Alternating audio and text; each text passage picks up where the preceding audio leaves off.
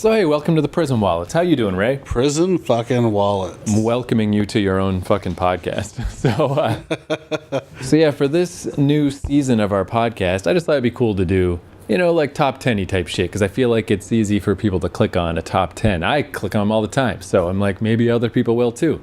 So today's thing is the top 10 movies of the MCU. And just an excuse to talk about the MCU, because I gotta say, like, even though I'm not like a huge fan of a lot of the MCU movies, as a whole, it's insane what they pulled off. Like, that it's overall as good as it is like a fucking miracle. Because I was just thinking about other like series, and like it's so hard to keep something going. I've never really been into long running series. Like, well, okay, here's what I was thinking. Let me get a little fucking storytelling nerdery for a sec.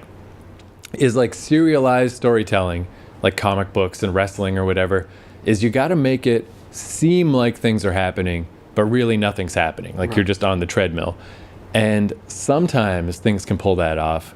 Like, things that don't, for instance, are like Lord of the Rings didn't seem like anything was happening. So fucking boring. Those movies make me want to kill myself. And then you get stuff like Star Wars, where with episode 7, they just reset it, which is such a cop-out of like, oh yeah, you remember we got rid of the Empire? Well, now it's the Dark Order or whatever the fuck they're called, yeah. And it's the exact same thing. And it's like, well, you fucked that up too. But the MCU, not only did they do it, but they didn't do it over 3 movies or 7 movies. It's like 20 fucking movies. It's like 23 or 25 movies. Yeah, it's nuts. Like, it's a lot. I'm really shocked. And I'm especially shocked because, like, I used to work at a comic shop, but the reason I got the job is because I was not into superheroes. Like, we already had the superhero guy, and he wanted somebody to work on the weekends who knew about the other shit, all the dumb black and white nerdy nonsense. He's like, that's me. That's how, like, mage and powers and stuff like that. Yeah, which has really made everybody pissed off in a way, because it was all these nerds that know about Thor thought they should have got the job, and then I got the job because I read the Sandman, like, it's like, but that's just how the world works, nerds. So I just want you to know that that's how it is. So, and then you'd always hear about superhero movies, like back in the 90s, they were always talking about James Cameron making a Spider-Man movie or whatever. Right. And it never came about. And then there was that really garbage Dolph Lundgren Punisher movie. Yeah, like things would pop up here and there, and like some of them were okay. Batman had a little bit of a good run and then went straight to shit, and like pretty rough times. And then obviously it was like Spider-Man and the X-Men were the 1-2 punch of like, holy shit, we can actually do this now. Like, the technology has finally caught up and we can finally make superhero movies. So the stage was set for the fucking MCU.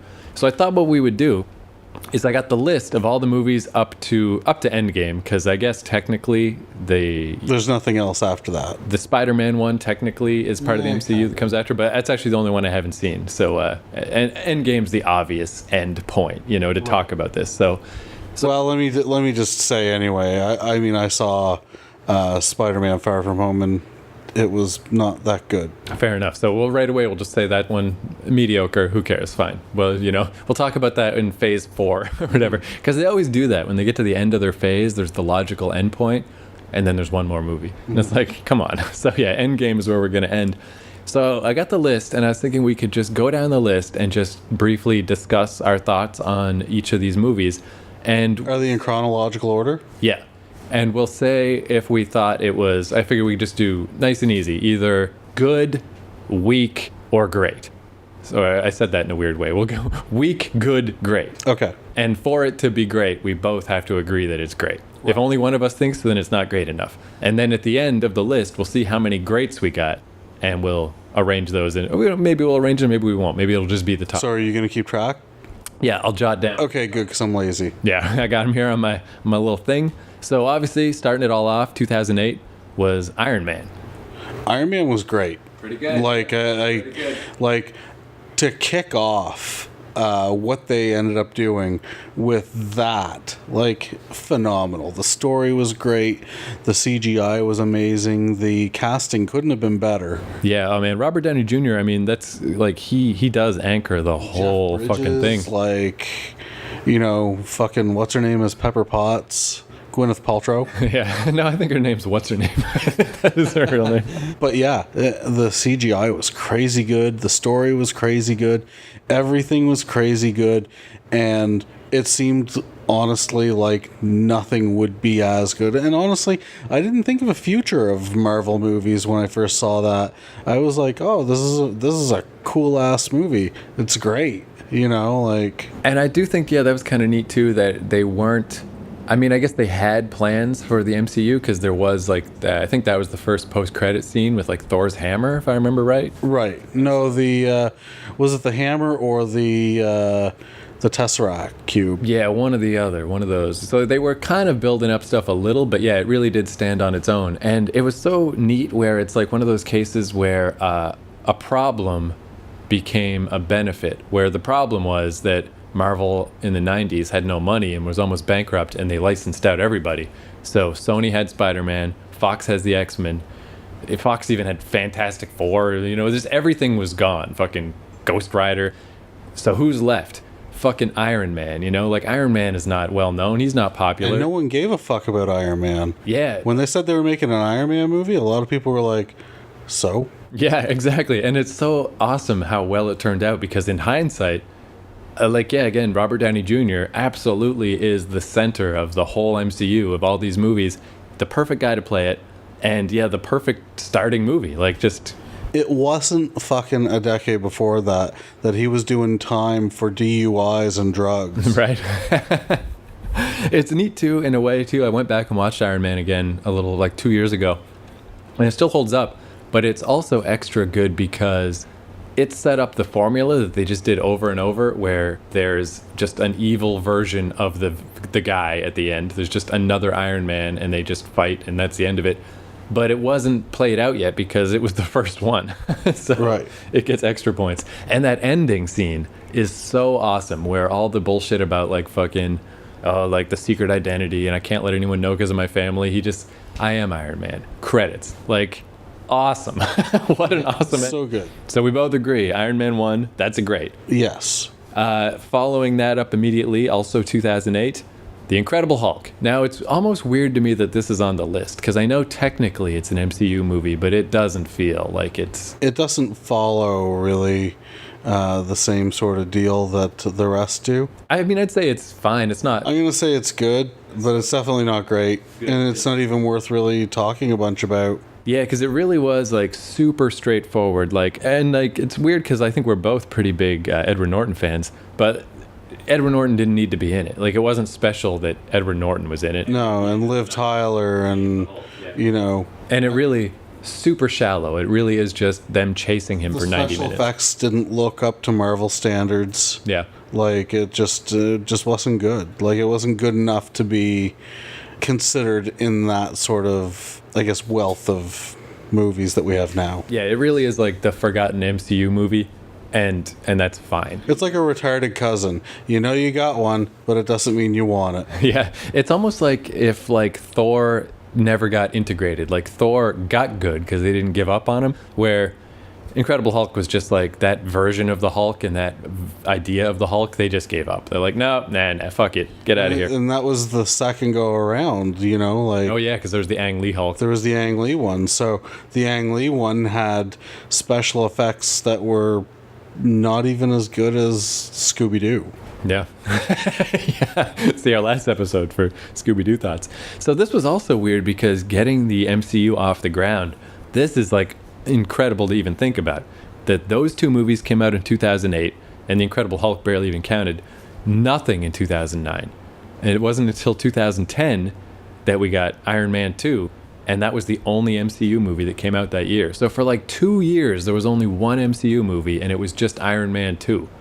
Wow. And people shit on Iron Man 2, but I thought it was, I don't think it's amazing, but it's pretty good. Yeah, I'd give it a good. I'd give it a solid good. I'd give it a solid good for sure, but I mean, there were some parts of it that weren't that amazing, but I mean, it was good. I'm like a little curious because I didn't go back to rewatch it, but one of the things that got me thinking about the MCU a lot is the guys at the YouTube channel Kinda Funny. They did MCU in Review, where they went back and watched every MCU movie and reviewed them all in depth. And that's what they said about Iron Man 2 is because it's been 10 years and everyone says it sucks, that when they went back, they were like, it's pretty good. I mean, it's fucking Iron Man. It's still RDJ being Iron Man. Like, it's not that bad. But yeah, it just didn't hit the same. Special effects are the same, actors are the same, stories the same, directors the same. It's not a bad fucking movie. Yeah, just wasn't as exciting this time around, I guess. It's just well, it's a weird thing with, like, I always think about with sequels, like movies and video games are the opposite, where movie sequels are usually worse because it is less exciting because it's just the same thing you've seen before, whereas video game sequels are usually better for the same reason, because it's the same thing you got before and you want more of it, and it's been refined now. But yeah, Iron Man 2, a solid good. Now then again, these early days of the MCU, another whole year before another movie came out, and it was just Thor. How do you feel about Thor? I liked Thor. Yeah, again, yeah, give Thor a good. Where it's funny, I was thinking with Thor, me and our friend Brad, we were talking about it, and me and him have opposite things we like about Thor. Where I liked the parts where Thor was on Earth and it was just the like weird god who couldn't fit in and was throwing glasses on the ground and being all grandiose and weird and not understanding Earth. Where Brad liked the parts where they were in Asgard walking around on the goddamn Rainbow Road and shit. Whereas I didn't really care for that side. I think I liked it all. Yeah. I think I liked it all. And I mean, it was there, like, Kenneth Branagh directed it, and, like, obviously Hemsworth is a good Thor. Like, I don't see anyone else doing that. Yeah. It just wasn't great. That's all. It's only the only thing Thor did wrong is that it just wasn't great. Right, yeah. But it was good. I enjoyed it. So we'll give Thor another good. Yeah. Now, and this is one of those things that we talked a little bit about this ahead of time, and I'm glad that we seem to have, because some of our opinions, I think, are a little off the norm for what people think about the MCU, but we more or less seem to line up. Because also in 2011, Captain America: The First Avenger, I really love this movie. I fucking love it too. Yeah, it's my favorite Captain America. Absolutely. Yeah. And honestly, it's an easy top 5 Marvel for me, like, period.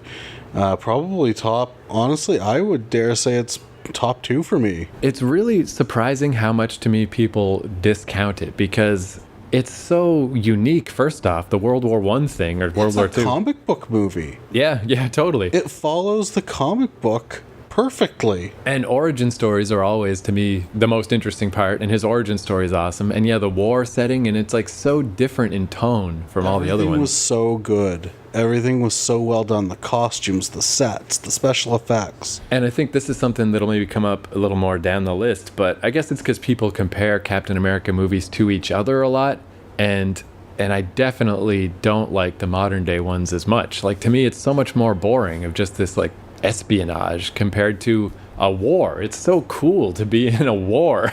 And just like, and you know what's weird too with Captain America? I didn't come into this conclusion as much until Avengers, but that is coming up next, is because I don't give a fuck about America. I don't give a fuck about good guy characters. Like, to me, that's boring.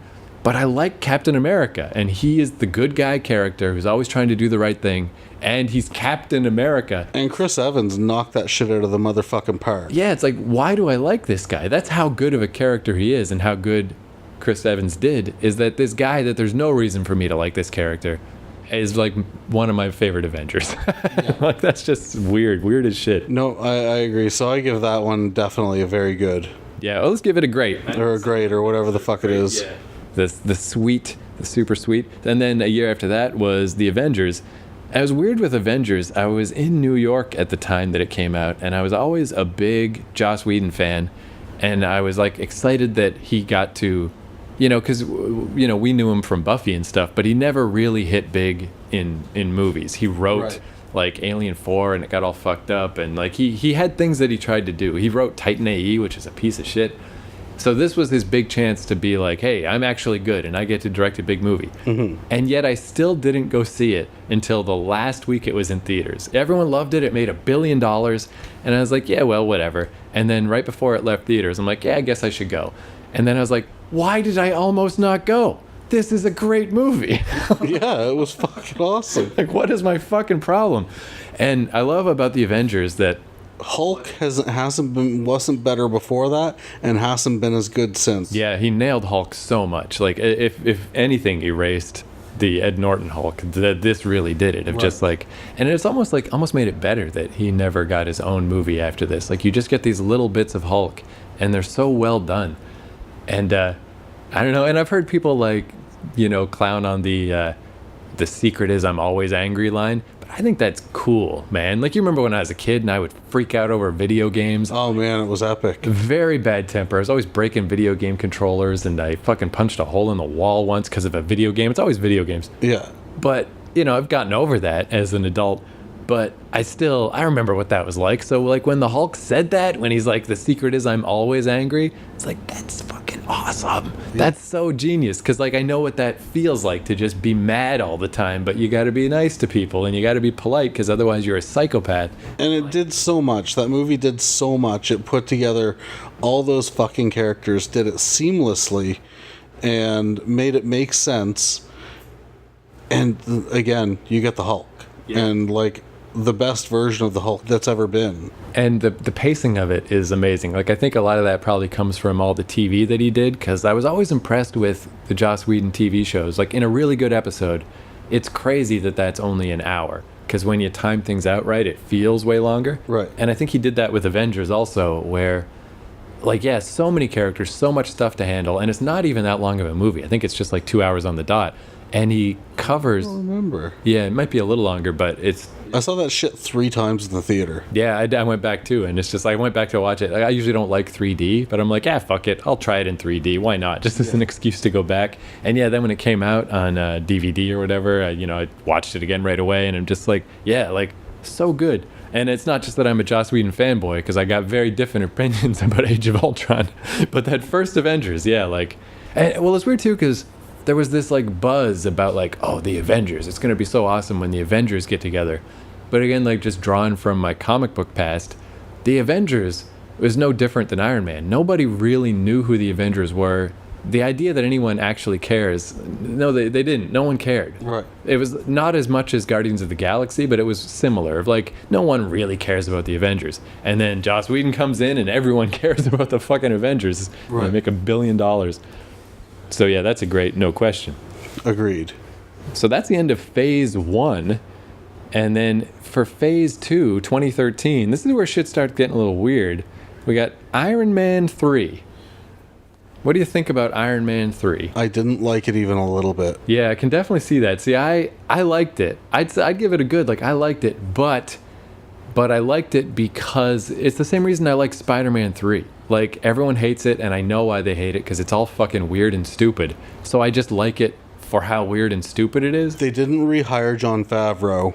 And there's, like, the little kid in it that's just Iron Man's friend. Right. Like, there's so much wrong with it. Gwyneth Paltrow in her power suit at the end. I think it's a mess of a movie. And I just didn't like it. It is. It's all fucked up. So we're going to give this as our first official week then. Because I didn't hate it, but we got to both agree for it to hit a level. So if one of us thinks it's weak, it's weak. You fucked up, Iron Man 3. Yeah, truly a bizarre film. Like, that's what I like about it, though, is, like, I think it'd be interesting if you had to pick any of the lesser-known Marvel movies to watch right now. Like, there's a lot of meat on those bones. There's a lot to dissect about Iron Man 3 because it's weird. But that doesn't make it good. It's just weird. And it's too bad because it's like Shane Black, and it's got a lot of his stuff that he does. It's got the zippy dialogue, and it's got the weird little kid for no reason. It's got the Christmas, but yeah, just didn't really come together. Now, speaking of not coming together, Thor: The Dark World, also 2013. The weird thing with this one is I watched it later. I didn't watch it at all at first. It's just I liked Guardians so much that I'm like, let's go back and watch Thor: Dark World. Let's catch up on the MCU movies I missed. And I kind of liked it because it reminded me a little bit of Guardians because it has spaceships and space shit in it. But I never finished it. It's like the only movie on this list that I was 3/4 of the way through. I got distracted, and I just never went back. So, I mean, that's a bad sign. It is a little bit of a bad sign. I liked it, but I didn't think it was great. Yeah, so I mean, I think we got to give that one a week also because, yeah, like, I didn't even finish it. Which is what it gets for most people anyway, so... Yeah, I think if you had to pick the one movie most people think is the low point, it's probably Thor: The Dark World. Whereas I would say it's, The Incredible Hulk. Right, yeah. Which I also think is fair. So yeah, now here's where we start getting into where I really do not mesh with the popular opinion, is Captain America: The Winter Soldier 2014. So I didn't see this one in the theater either, and ended up watching it at Brad's place because he has like a projector. So I was like, hey, I never watched Winter Soldier. It's getting great reviews. Let's watch this fucking bad boy. So we're watching it, not quite like the theater, but a pretty big screen, pretty good. And I just remember like about halfway through, I just kind of turned to him and I'm like, is this boring as hell? Like, is that just me?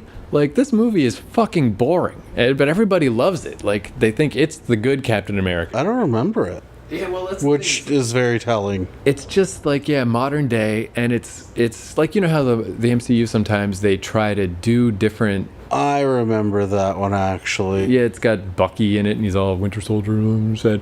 Well, it's like how they try to do different types of movies within a superhero movie. Right. So this is like the fucking, clear and present danger, fucking Harrison Ford spy thriller movie with superheroes.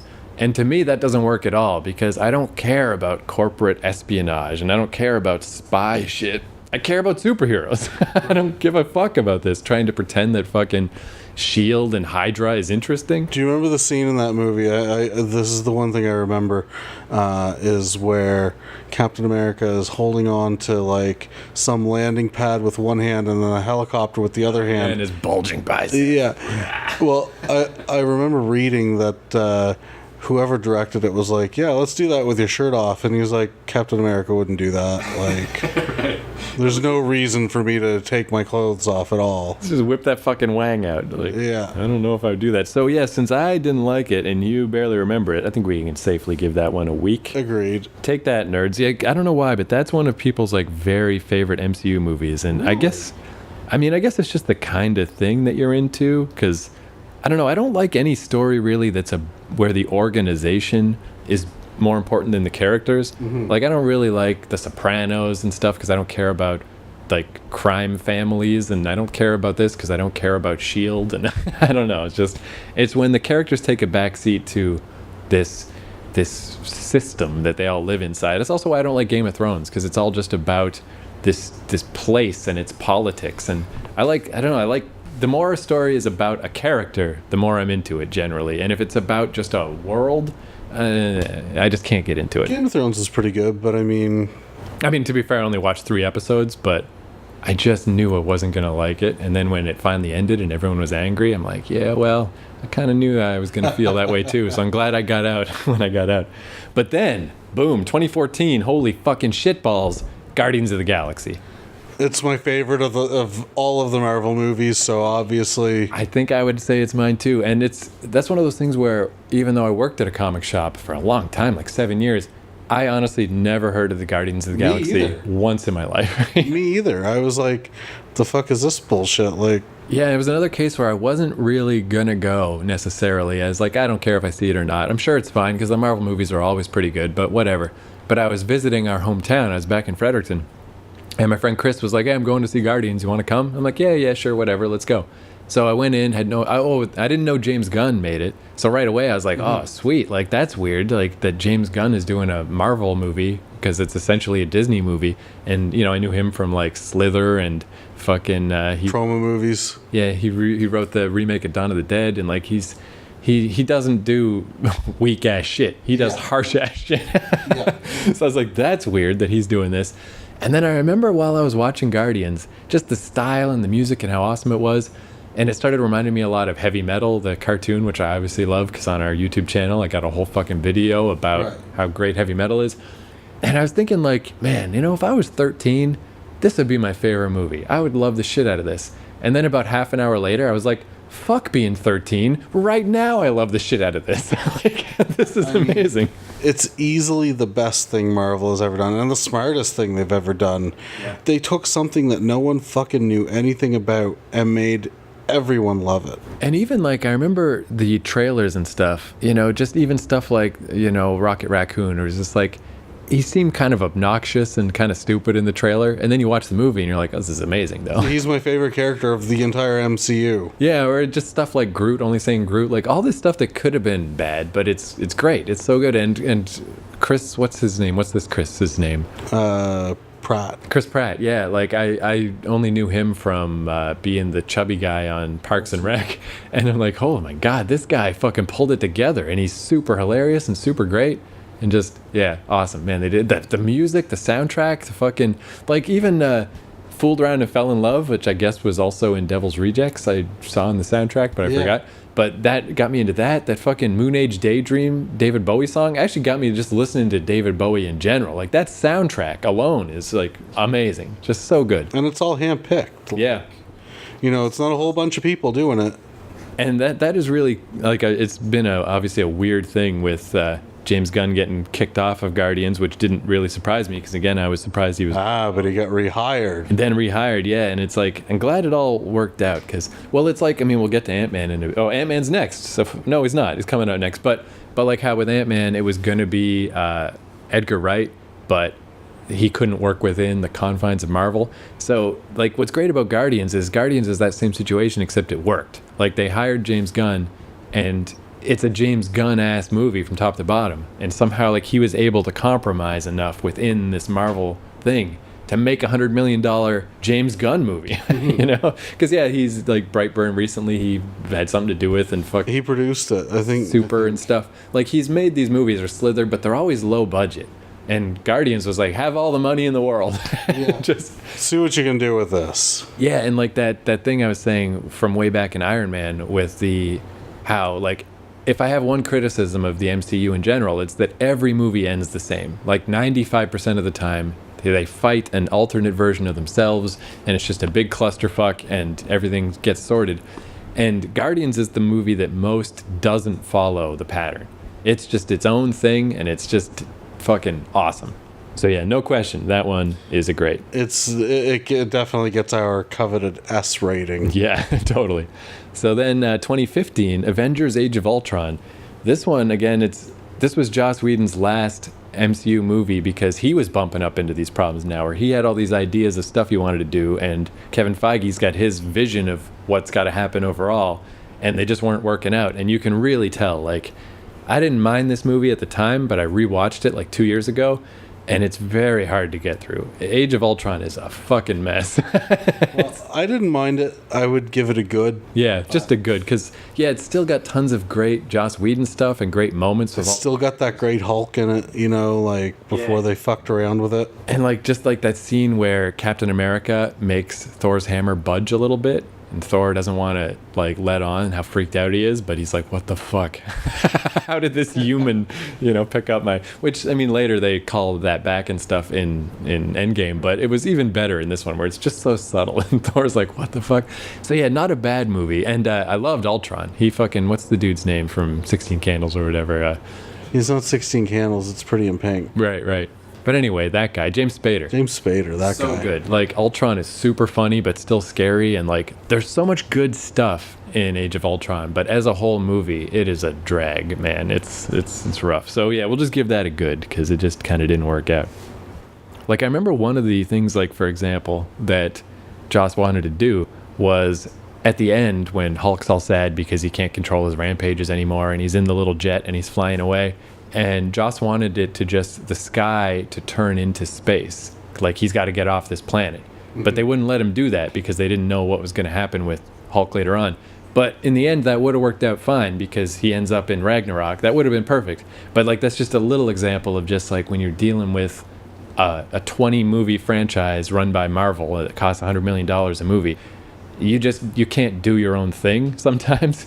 And I can see how that must be frustrating, where you just get pissed. Which, speaking of, so Ant-Man, so like I was saying, it was supposed to be Edgar Wright, who, to me, most famous for Scott Pilgrim, but, Shaun of the Dead, all that stuff. And he couldn't deal with their bullshit anymore, so he quit. And I think from us talking that you're not a big Ant-Man guy, am I right? I didn't mind the first one. Right. It was okay. Yeah, I think we're more or less on the same page then, because yeah, like I liked the first one, I guess, a lot more than I thought I would because of reading all this shit about Edgar Wright and how much I like Edgar Wright. And I was like, well, how good can this be if they kicked Edgar Wright off the project? Like, come on. And then when it came out, I'm like, oh, it actually is pretty good, you know? But I'd give it a good. Not the next one, but we'll get to that. But the next Ant-Man movie.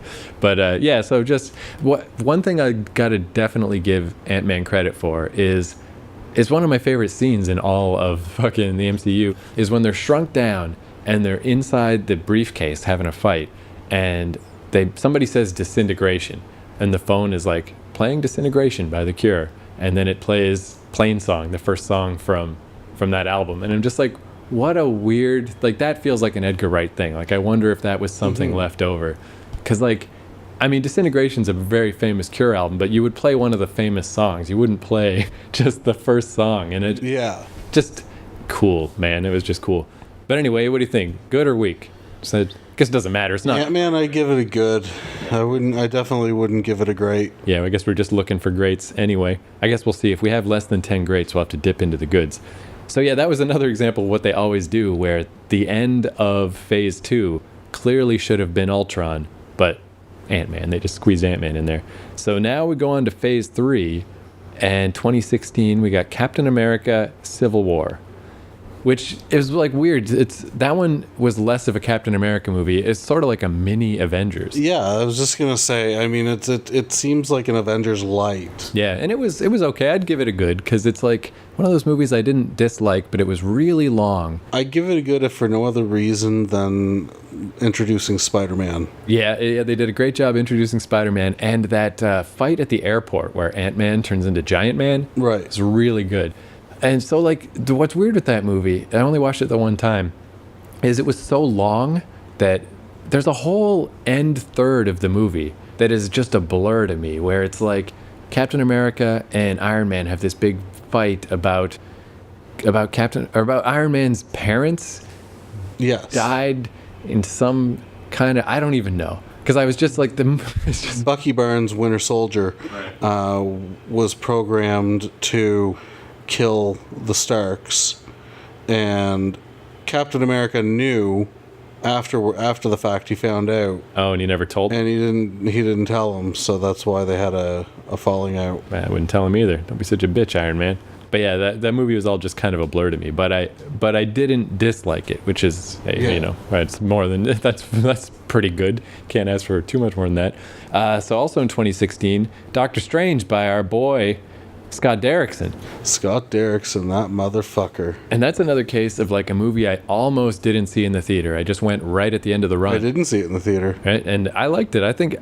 I mean, would I give it a great? It was kind of great. I kind of liked it. I would give it a great. Yeah, I think it could squeeze in there under great, because like I liked the style, and the music was weird, and I liked his character, that he's just a fucking real asshole, which I thought was kind of nice. And the idea of like the mystical shit and like learning how to, like, it's such a weird character. Everything it set out to do, it did properly and did well. Yeah, and just the idea that he's like this surgeon whose hands are all shaky, and he's got to learn how to calm himself, and he learns it so well that he becomes a mystical wizard. Like, all right. And one of my favorite things about it is like that ending thing I was saying. Like the ending thing that keeps happening, it's not even the MCU that made it such a problem. It's that every superhero movie does it. Every fucking one. Every X-Men movie, everything has these boring endings where it's like, once the final battle starts, you could just, you know, turn off your brain. Like nothing else is going to happen. And what I loved about Doctor Strange is it was lining up that way, but then it had this bizarre ending where they use, like, they work in all the mystical shit, where there's this explosion happening in like reverse that they work their way through, which is awesome. But ultimately, fucking Doctor Strange is fighting the Dread Dormammu, which, I mean, this whole thing sounds really dumb and could have been terrible.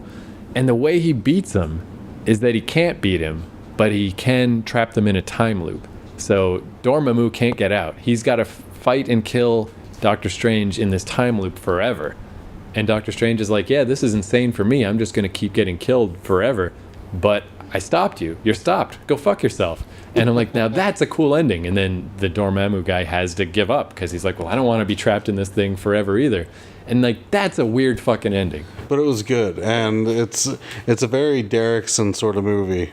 So respected that. So yeah, that one, it's like, you know, I wouldn't push for it hard to be a great, but I think it's just barely a great. So there you go, Doctor. I think it's great enough to be great. Yeah, absolutely. In you go. So the next one, Guardians of the Galaxy Volume 2, 2017.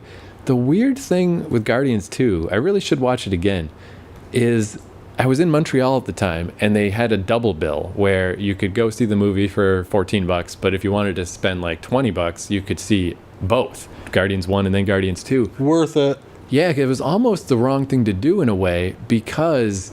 You have a tiny bladder? Yeah, like Guardians 2 is a really good movie, but Guardians 1 is so much better than that. And I had just watched Guardians 1 and remembered how great it is and how awesome it is. And then I watched Guardians 2 and I'm like, whew, it's just not as good. So here's the thing, and this is my argument for 2, because I really like 2 a lot. Guardians 1 is so fucking amazing, and it set the bar so fucking retardedly goddamn high that it can't even compete with itself. Yeah, that's true.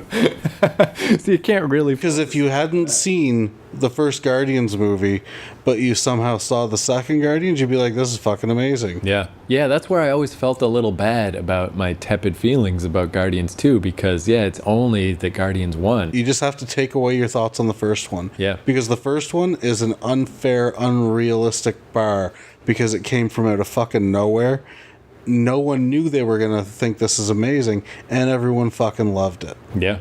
So the only thing, if I had to nitpick, this always kind of bugged me, though, about Guardians 2, is I loved the idea of his dad being Ego, the living planet, because apparently that's not how it is in the comics. Not that I know anything about the comics, but cool thing that they came up with. But it was just like the pivotal moment in the movie is his dad admitting that he's the one that gave Star-Lord's mom cancer. And Star-Lord immediately freaks out and it turns into a big battle scene, and that's cool. Mm-hmm. But I just wanted one more moment of explanation. Like, he didn't give Kurt Russell time to explain why he did that. And the whole movie, I was like, that was bugging me. I'm like, that's the most pivotal scene in the movie.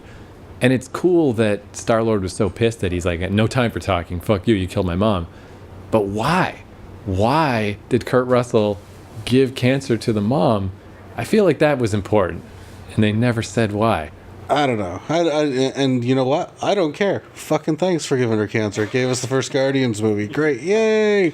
I should look into that, though, because I'm sure there's a reason. It's probably a deleted scene or something. I should... The greatest scenes, of course, I mean, I'm very biased because I fucking love Rocket so much. Right. Are the scenes with Rocket where Rocket almost has a kinship with Yondu. And, you know, Yondu's like, I know what your fucking problem is. I had the same fucking problem, so... They did such a good job, too, with turning around Yondu and, like, making him a good guy. Like, such a good job. And, you know, them being on the ship of the Ravagers when the Ravagers had taken everyone hostage and ripped off Yondu's fucking metal head thingy. And Rocket's burning the fuck out of them all. Like, just like, you look like a fucking scrotum, like. Yeah, I definitely got to rewatch that one. So yeah, so I guess we're gonna give that one a great, right?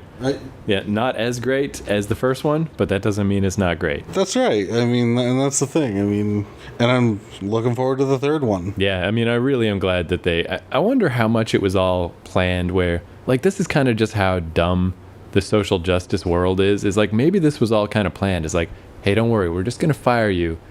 And then all those people are going to forget they were ever mad because they weren't mad in the first place. They were all just trying to gain points of like, look what a good person I am and look at the bad things this man said on Twitter. And then we'll just hire you back, you know, when everyone forgot. And it totally works. It's almost like dealing with a child or something, right? Like when you deal with the mob, the angry people of the world, like you just pretend that you gave them what they wanted and then you just bring them back. I love too, though. It really, I mean, I always liked Dave Bautista because I'm a fucking wrestling nerd. But I loved that he was the one dude that was really just 100% clear of like, if you don't bring back James Gunn, I'm not coming back either. This is fucking stupid. Yeah. You know? And it's just like, I always respected him anyway, but I extra did for that. He's a really good actor too. Like I did not at all like the new Blade Runner movie because it was just really boring. But he's in it and he's awesome. His part's short, but Yeah, I haven't seen much of it. I mean, I didn't really like the old Blade Runner that much either, so it's just not my thing. But yeah, he ruled in it. So next up, still 2017, Spider-Man: Homecoming.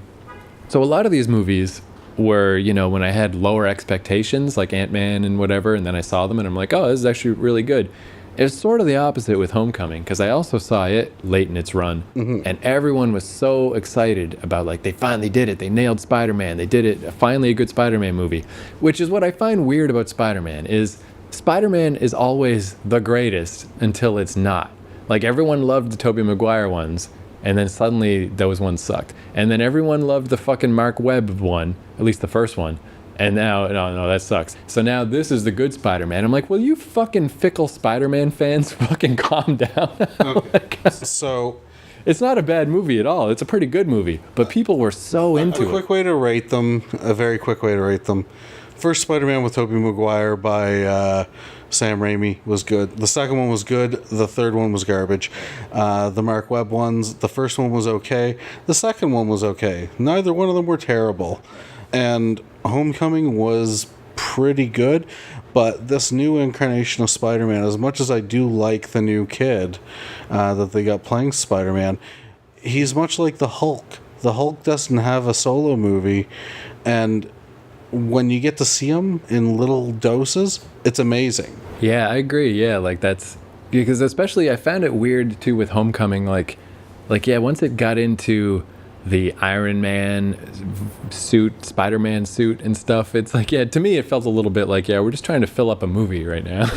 Right. So it wasn't even really a solo movie because you had Iron Man in it as well. Yeah. Oh man, I really definitely will give credit though to, I think that the Vulture is one of the best villains. Man, fucking Michael Keaton did a really good job. And I also liked, because it's one of those things, like, you know, people complain a lot about like, what's the word for it? But, you know, when you just try to make your movies multicultural just to make sure everyone, whatever.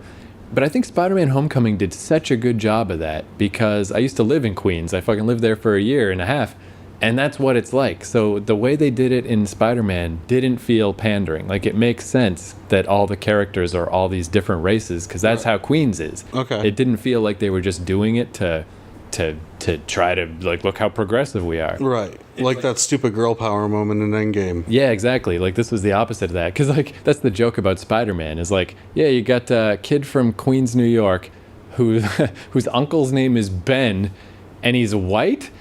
He's not white. That should be a black kid. Like, none of this even makes sense. So, yeah, I really like that they did that without it seeming like a cheesy thing to do. So definitely a good movie. I think it's good. I don't think it's great though. Yeah, I think a lot of it comes down to how big of a Spider-Man fan you are. Because I know a lot of people that are like, Spider-Man's their dude, so they love the shit out of this movie. And I'm just like a casual Spider-Man fan. I don't love him. I don't hate him. It's like, yeah, pretty good Spider-Man. I really like Spider-Man, but on the other side of the coin, like, I think they put out the first solo movie very prematurely. They should have waited until after Endgame. Yeah, I guess it's just weird too. Like, man, it must be such a nightmare, all the corporate stuff, and like the fact that they got him in at all. Oh, because that's one thing that these rumors were happening about Spider-Man coming in around the time of Age of Ultron. And I remember that last scene of Age of Ultron where they showed the, like, new Avengers. Very underwhelming, because it's just all these fucking lame-ass characters no one cares about. You know, there's the Scarlet Witch, and there's the dude with the wings. Vision?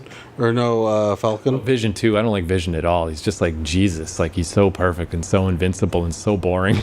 But I was thinking that scene would have been awesome imagine if Spider-Man was there when Captain America is addressing the new generation, but they didn't have the deal sewn up yet, so they couldn't put him in. If nothing else, have like Spider-Man swinging somewhere in the background while they're doing some announcement, you know, like way off in the distance, so that, you know, you didn't even have to have a fucking actor. They could have CGI'd that bullshit, and people would have been like all hard over a glimpse of Spider-Man. Yeah, totally. Yeah, and it was just that they didn't sort out the deal with Sony. No one calls me about anything. Yeah.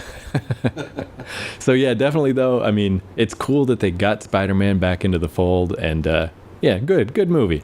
Now, oh man, also 2017. This would be, see, this is the only other movie that I think could rival Guardians for me, is Thor Ragnarok. Because that's the only one that besides, I guess that first Avengers, I went to see twice in the theater. But yeah, Thor Ragnarok, I went twice the same week. I'm just like, I couldn't believe how much Thor, dumbass Thor, with all his dumbass movies that never quite work out. And then Thor Ragnarok was just fucking entertaining. It was really good. Yeah, I mean, I'd give it a great for sure. I'll give it a great. Fair enough. Good enough. You made it, Thor. Fine. It had a decent Hulk in it. Like, Hulk started going downhill. Right, yeah, because this was like, this is when he can't turn back into Bruce Banner anymore, right? This is like just Battle Hulk in Ragnarok. Yeah. Yeah, and he's just a big dumb idiot. It's just cool. And yeah, just like that sense of humor, I guess, is really just what Thor needed. Not like a sense of humor combined with wacky space shit. So they weren't ready for Thor. Like in those early MCU movies, Thor was like the odd man out because everything was still based on Earth. Like, they didn't really get into alien shit until the end of Avengers when, aliens started attacking. And then they slowly got more and more cosmic. And by Guardians, everything's crazy.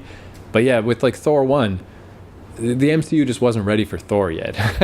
So at this point, MCU is ready for Thor. And Thor can just go have fucking adventures out in fucking space and do wacky shit. And like, what's the dude's name from The Fly?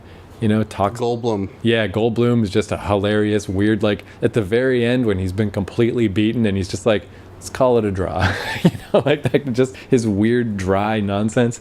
And the other thing that was cool about it, this is another case of like, where they managed to take like an auteur kind of fucking director and make it work.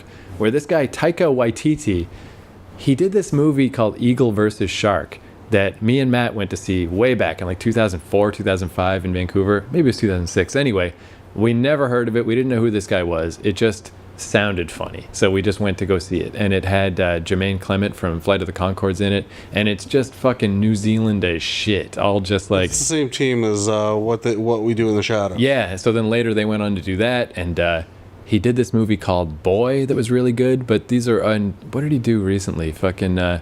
Search for the fucking Wilder People or whatever. He does all these movies that are really good, but outside of New Zealand, nobody really gives a shit. And it's sort of like the James Gunn thing, where all of a sudden, this weird guy, for some reason, got $100 million to make a Thor movie, and is just awesome. And he's like, he does the... I like how you're saying it's $100 million, like that's the amount. It's probably more than that for most. It was like 250. Yeah, like 100 million is just my go-to a lot of money.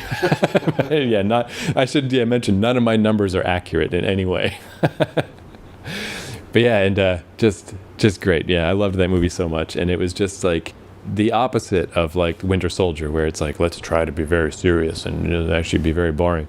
Where Thor Ragnarok was just crazy. You know who's useless? Who? Hawkeye. Yeah, fucking Hawkeye, what a dipshit.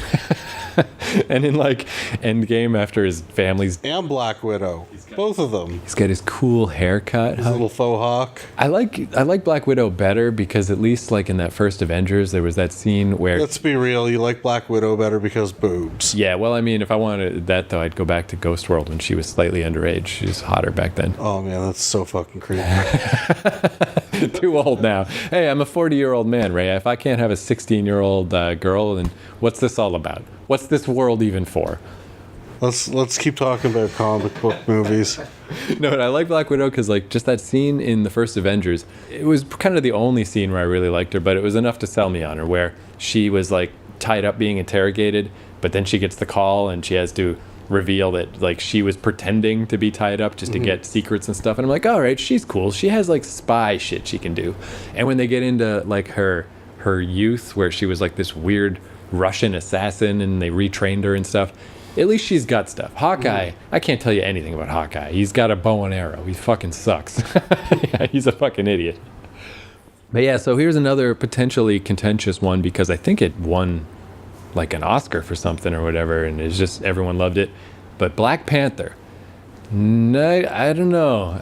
I hated it. Yeah, I mean, it's like, okay, well, first let's go with the obvious thing of like, it is cool that they made a movie like a black dude made a black guy movie. You know, it's like a 70s exploitation film in the sense that it's just black as shit, but it's a Marvel movie, and that's cool. That's progress or whatever. But that doesn't mean it's not boring. You know, Black Panther's a terrible character. He's so. It was boring. The special effects were boring. The CGI was awful. The scene where Killmonger and Black Panther are fighting at the end of the movie, Right. you could tell it was CGI. Like, it was laughable. It was so not to the level of Marvel's standard that they've set that anyone likes it is only because it's a black director directing a black character, as if there was no black characters in Marvel before Blade. Yeah, right, You know? exactly. Or it like reminds me of what happened with like Wonder Woman. Again, it's like just way too overpraised because it's breaking a boundary. Yeah, did you see the bad guy in Wonder Woman? Right. The whole movie was great up until that bad guy, and then it was like some big buff fucking body with an old nerdy dude's head. And I mean, yeah, obviously we're just North American white dudes, you know, like, you know, we were on top of the food chain. Pretty soon we won't be anymore. But yeah, it's just like I can recognize this stuff and I like it. I like that things are progressing and it's cool. But yeah, like I can't pretend that I liked a boring movie just because of that. And it's just... It's not only that it was boring, which it was fucking terribly boring. It's that it was underdeveloped and it was bad. The writing was bad. The dialogue was bad. The costumes were pretty good, but the CGI was noticeable. And when you have a 2008-2009 Iron Man where you can barely tell it's CGI, but you have a 2018 Black Panther movie and you can't tell that it's not CGI. Yeah, that's a problem. And it's like the Black Panther himself is like a fantastically lame character of just like, hey, I'm destined to be the king of Wakanda. Hey, guess what? Now I am. And I'm rich and I have all these cool things. All right. Like, that's his character arc. It's fucking terrible. Now, Killmonger, though, I did like him a lot. And my quick pitch, I won't get into it too deep, but I was just thinking, like, 'cause his story was so cool that he grew up not knowing anything about this Wakanda shit. And he grew up in his terrible situation and he becomes a fucking assassin and he's a bad guy. And then he finds out he has this connection to Wakanda and maybe he could be the king. And he wants to be king to do crazy shit and like fucking fuck the world, you know? Like if they just made that same movie, but about him, like from his perspective, it would have been so cool because it still would have been a standard superhero fucking origin story of like he learns about this fantastic thing that could happen in his life, but he's the bad guy. That would have been a cool movie. Mm-hmm. But instead it's just a very bland. I was surprised too because so the guy that made that, Ryan Coogler, he did Creed. And man, I love Creed. I love Creed so much. I still haven't seen it. It's so good. And then there's a sequel that he didn't make, but because it's like by the numbers Rocky movie, except for a new generation or whatever. And right. Rocky's still in it. And it's like, it's just genius. It's like the age that Mickey was in Rocky 1, training Rocky. Now it's Rocky's Mickey, and he's training fucking Apollo Creed's kid. Yeah. And it's like, so it's just a very simple way to do a new Rocky movie. But it's like, it's perfect. It's really good. I should check it out. I think a lot of it too is just like, I don't know, if you got dad issues, Creed is the movie for you because it's all about like his trying to live up to his dad who he never even met because he died in the ring and from fucking Ivan Drago. You know, I'm just like awesome. I'm not even like a huge Rocky guy, but Rocky 1 again kind of boring, a 70s movie, you know. But yeah, Creed fucking rules. Black Panther, though, does not. So we're going to give you a weak Black Panther. Shameful. If it was a rating lower than weak on this scale, I would give it that. Yeah, I was really surprised, too, just at how much... I mean, again, this happens sometimes. Like it's getting its dick sucked still so hard. Yeah, because like a kind of sort of similar thing happened with Winter Soldier or whatever, but even more, yeah, with Black Panther. And it's like what is the thing besides Michael B. Jordan that has that? You know what I was gonna say though, one thing I did really like is because you know it's like a mostly black cast and Martin Freeman is just in it way too much for no real reason, and by the end of the movie there's all the Wakandans and there's this one white guy, and I'm like, man, this is weird, why is he always in there? And then I realized like this is how black guys feel for the last fucking history of cinema. Everyone's white, and there's that one black guy that really doesn't need to be there. He's just there. Like, I'm like, oh, that's how you guys have always felt. like, because it does. It's like pandering and weird. Like, you don't need to put in one white guy. And then I was like, oh, that's what we did to you. Like, it's got some shit about it that's neat, but as a movie, yeah, it can go fuck itself. All right, so still 2018. We got the epic Avengers Infinity War. All this stuff with the fucking, like that's the other thing that's crazy. All these years and all these movies of, like, the different infinity gems and stones and shit, and like then they integrate Thanos in a little bit slowly, and it's like, finally we're finally here at this thing. And I feel like a dick that I didn't like it more. Like, I do like it, and I think it's really well done, but there's something about this and Endgame. The guys that did it, the Russo brothers, they were known, well, they did fucking Winter Soldier I didn't like, but you know, they did like Community and Arrested Development. Like, they were mostly comedy guys.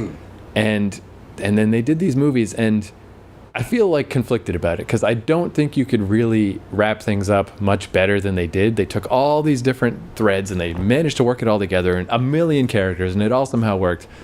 The only thing I don't like about those guys that I just can't shake is their drama scenes. To me, it's like, hey, we're joking, funny, drama, everyone's serious. It just feels like, boom, pedal to the metal. And it's not, it just, every single drama scene didn't work for me. And that's a big problem. But most people didn't feel like that, just me. So I kind of put the two last Avengers movies together. Yeah, it makes sense. Because it's one big story. Like, oh, it's really brutal with Endgame, where it started with like 5 years later, and like everyone's still so depressed about the snap. And yeah, it's just like, that's not how people act when they're sad. They don't just never make a joke and never smile. For 5 years, everyone is so dour. It's like, come on. Leading up to the end of the first of Infinity War, everyone playing their role, losing spectacularly, and then that great big war with all of those characters at the end in Wakanda, and Thanos finally getting the last stone that he needed, and almost dying himself at that point, you know, like the sucker punch that you get when he finally does that snap, and you see characters dying, like major characters dying, and of course the rest of the world as well, you know, half of the universe is fucking dying because of this idiot.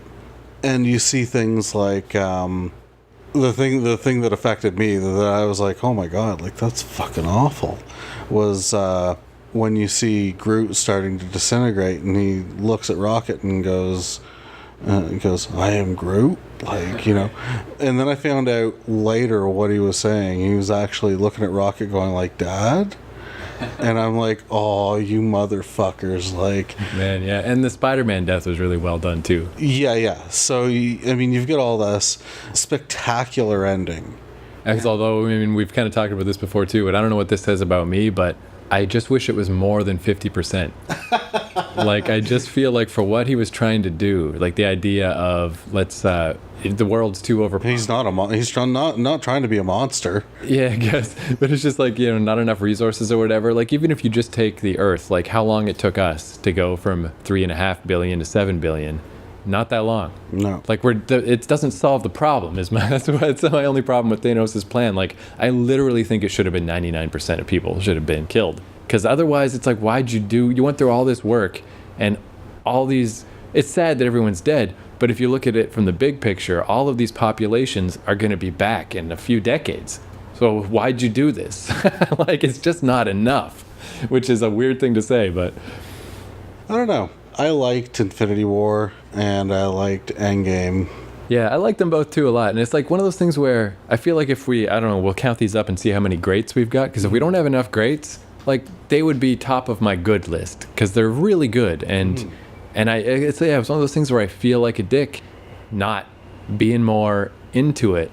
But it's just like anything else, though. Like, a lot of people liked Ant-Man, a lot of people liked those Captain America movies. The only one of the Captain America movies I liked was the first one.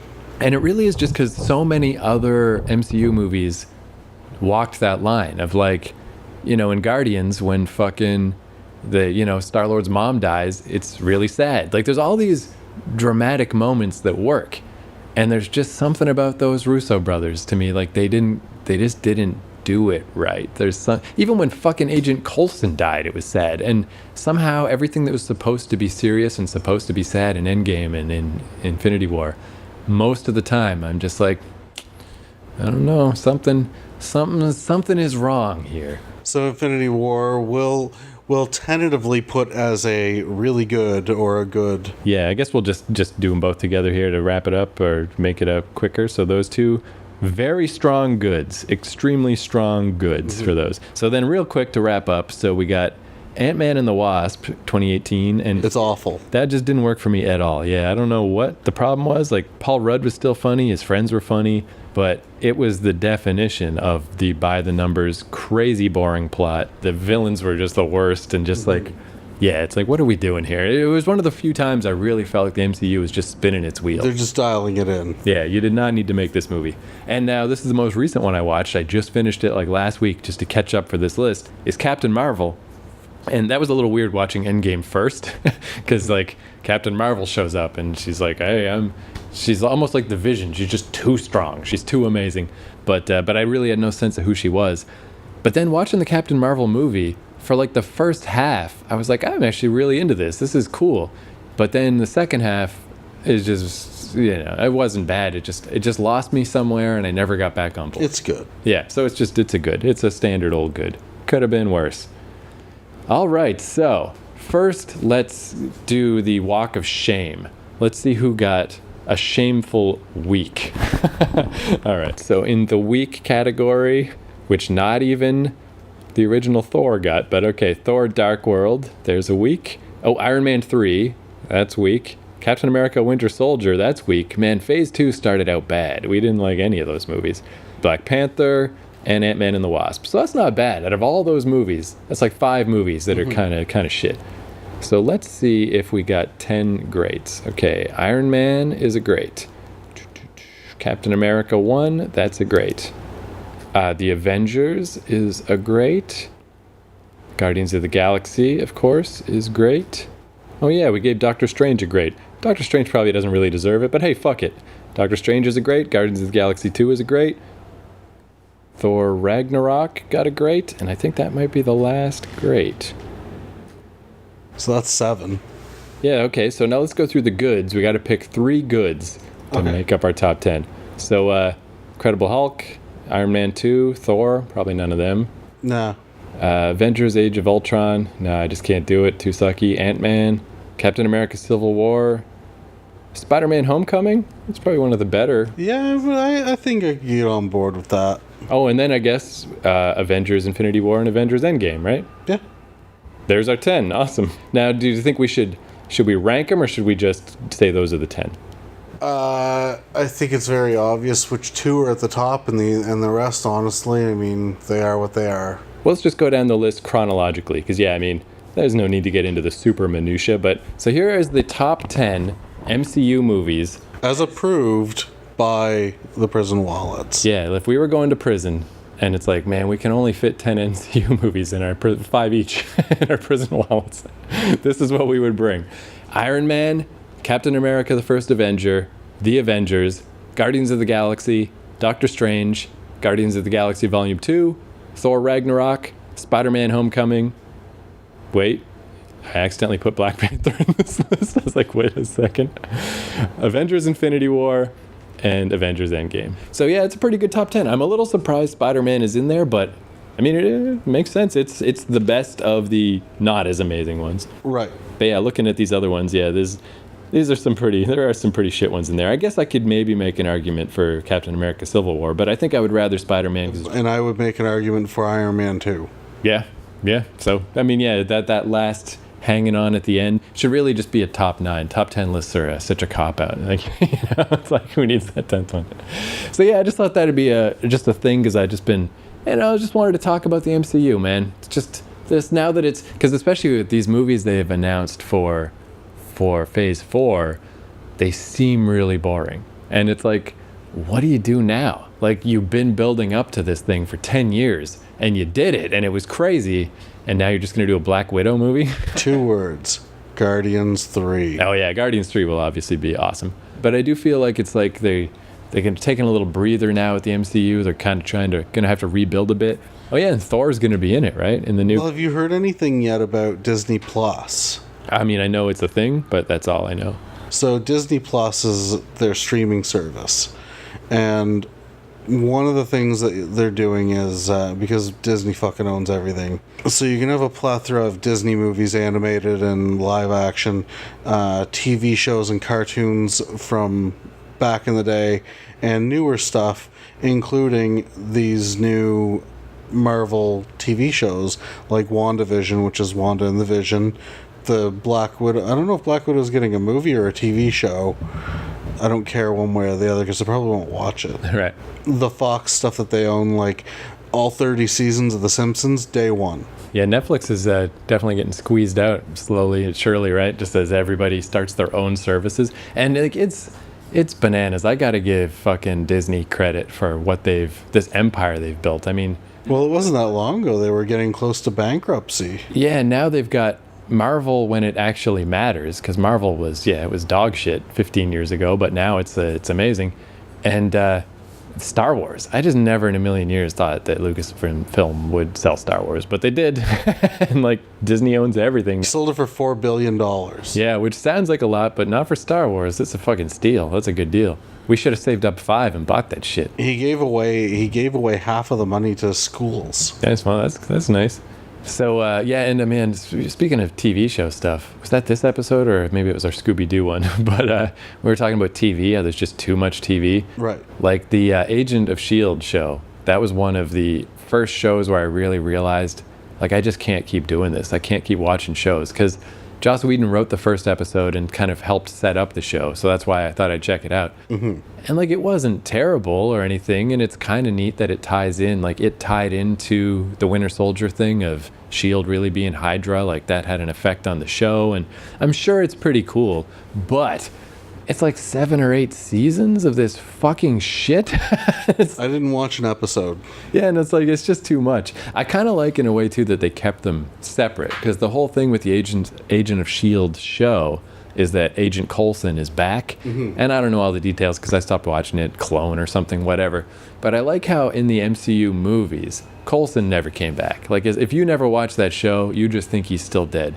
And it's like a nice thing that they did. It's like, don't worry about Agents of S.H.I.E.L.D. You don't need to watch it. Let's just pretend it doesn't fucking exist and you're good. Man, it's funny too watching The Boys, where I was watching the Boys series at the same time that I was working my way through Endgame, because I just watch these things on my phone. So I just, it's like flipping through channels, except I just eventually watch all of everything. And The Boys is so fucking sarcastic about superheroes, but it makes so much sense. Of like, there's no way these people would be good people, and what are they doing anyway? Like, why are these assholes that are in their underwear having to, being involved in these things? And then flipping from that and then going back to Endgame was really weird, because like everyone is taking superheroes so seriously in Endgame, and then in The Boys they're like, fuck these cunts, we're gonna fucking kill them. All right, well, I guess that's that. We fucking did it. We've closed the book on the fucking MCU. 11 years or whatever. Picked the cream of the crop. Yeah, and I mean, cheers to those guys, I mean, once we split it all up, it's like we didn't, it was weird that I had like a little bit of a hard time actually getting a top 10, so that might sound bad, but there was only like 3 or 4 movies that were actually bad, and for that many films over that amount of time, crazy. Like, they did it. They nailed it. All right, well, we're the Prison Wallets. Let's see if I can remember all the deets. Let me see. On Twitter, we're Podcast Prison. On Instagram, we are prison_wallets_podcast. Prison_wallets_pod. Ah, damn. I was so close. And KeithCourage.com is where you can download this. We're on YouTube and shit. Fucking subscribe, tell your friends, fucking jerk off your friend maybe while you listen. That's what we've been doing this whole time. We promise your friends that you will give them a hand job if they listen to our stuff. Yeah. Don't embarrass yourself and us. Do it. All right, so go fuck all your friends, and see you next time.